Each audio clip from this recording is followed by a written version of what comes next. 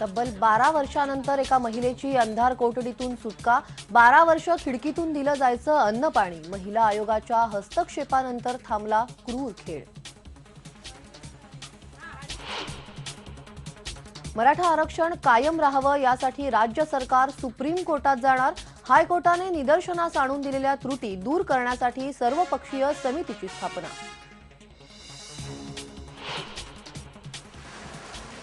राज्यात अनेक ठिकाणी अवकाळी पावसाचा फटका। विदर्भातल्या तूर, कापूस, संत्री तर पश्चिम महाराष्ट्रातल्या भात, भुईमूग आणि सोयाबीनचं नुकसान, पण ज्वारीच्या पिकाला फायदा होण्याचा अंदाज।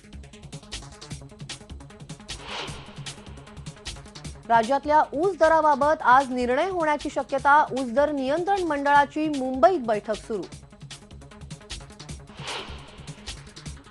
विरोधी पक्षनेते एकनाथ शिंदेंच्या नेतृत्वाखाली शिवसेनेच्या 8 आमदारांच्या पथकाचा मराठवाडा दौरा। मराठवाड्याला तात्काळ पॅकेज जाहीर करण्याची विरोधी पक्षांची मागणी। ऑस्ट्रेलियातल्या G20 परिषदेच्या निमित्तानं पंतप्रधान नरेंद्र मोदींनी घेतली जगातल्या दिग्गज नेत्यांची भेट। काळ्या पैशावर नियंत्रण ठेवण्यासाठी एकत्र काम करण्याचं ब्रिक्सच्या नेत्यांना मोदींचं आवाहन। तर सुधारणा लोककेंद्रित असाव्यात, मांडलं मत।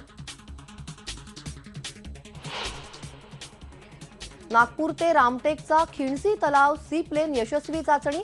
पर्यटनाला